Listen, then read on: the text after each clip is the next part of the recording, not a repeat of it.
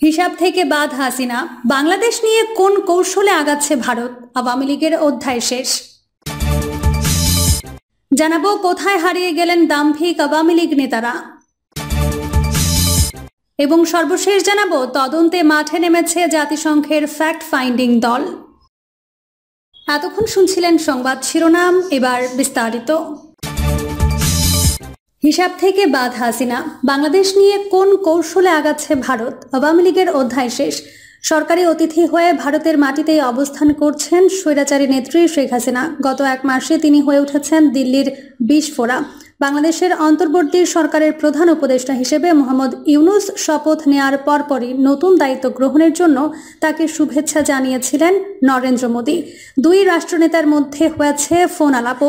নয়াদিল্লির এমন আচরণ বুঝিয়ে দিচ্ছে ভারতের পুরনো মিত্র হলেও দেশটির খাতায় শেখ হাসিনা হয়ে গেছেন অতীত এক অধ্যায়।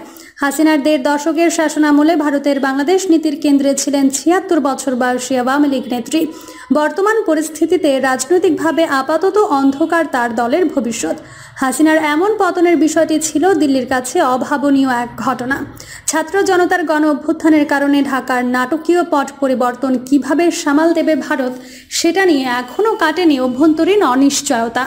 হাসিনা পরবর্তী বাংলাদেশে কোন কৌশলে এগোবে দেশটি ভাবতে বাধ্য হচ্ছে মোদী সরকার।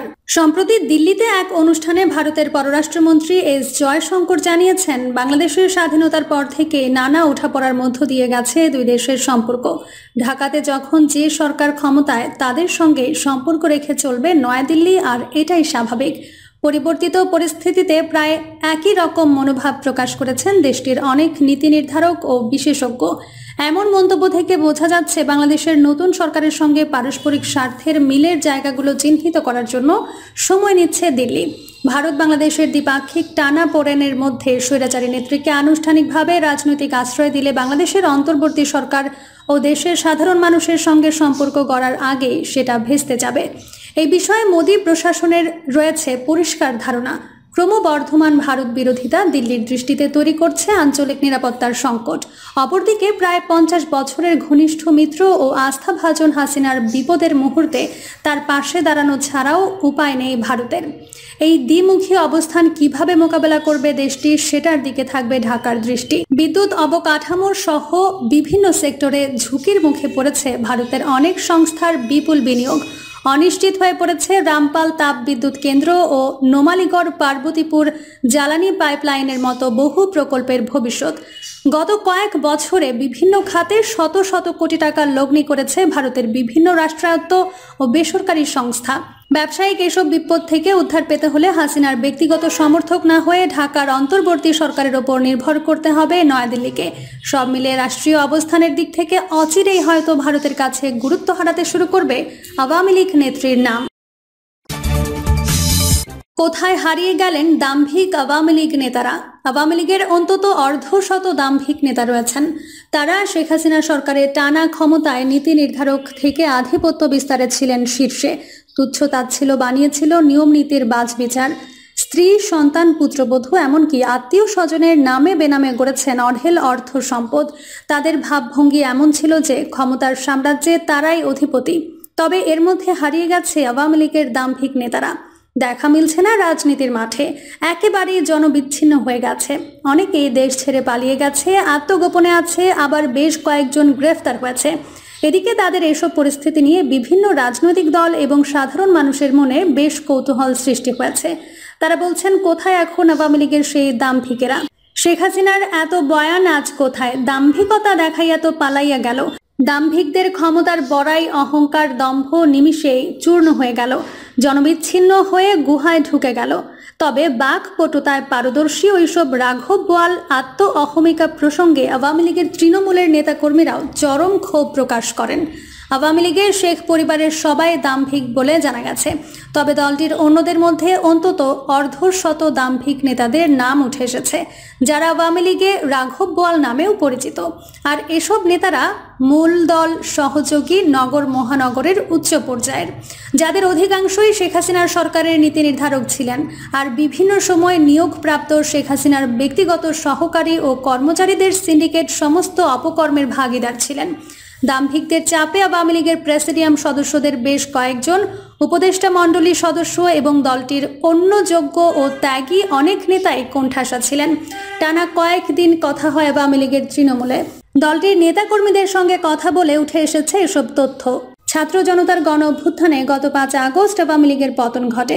প্রধানমন্ত্রী থেকে পদত্যাগ করে দেশ থেকে পালিয়েছেন দলটির সভাপতি শেখ হাসিনা। এরপরেই আওয়ামী লীগের নেতারাও চলে গেছেন আত্মগোপনে। শেখ হাসিনা এখন ভারতের আশ্রয়ে রয়েছেন। অন্য দেশে পরবর্তী আশ্রয় নেবেন কিনা সেটিও স্পষ্ট নয়। তবে ছাত্র জনতার আন্দোলন চলাকালে গত 5 আগস্টের আগেই শেখ পরিবারের সদস্যরা দেশ ছেড়ে চলে গেছেন। গত 30 জুলাই দেশ ছাড়েন ঢাকা দক্ষিণ সিটি কর্পোরেশনের সাবেক মেয়র ফজলে নূর তাপস। ফেসবুকে একটি ভিডিওতে দেখা গেছে বাংলাদেশ এয়ারলাইন্সের ইকোনমি ক্লাসের আসনে করে ভ্রমণ করেন শেখ হাসিনার ভাতিজা ফজলে নূর তাপস। বিমানটির ভেতর তিনি হাঁটার জায়গায় একটু কাত হয়ে দাঁড়িয়েছিলেন।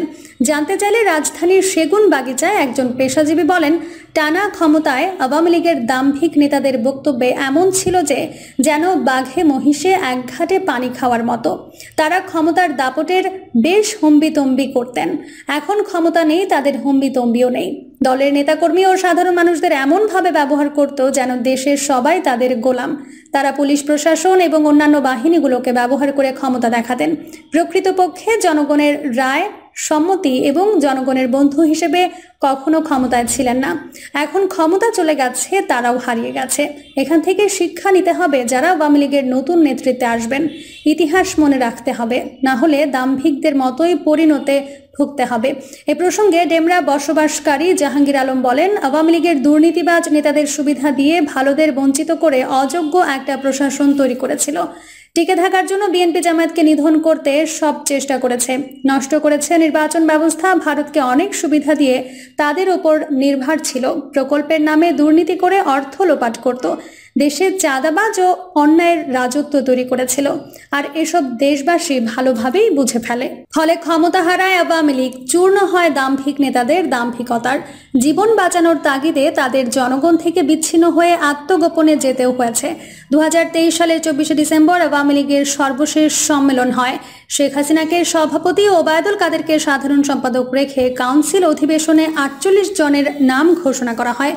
দলটির সূত্রে জানা গেছে, বর্তমান আওয়ামী লীগের 81 সদস্য কমিটি 78টি পদ পূরণ হয়েছে, 3টি পদ অপূর্ণ রাখা হয়েছে।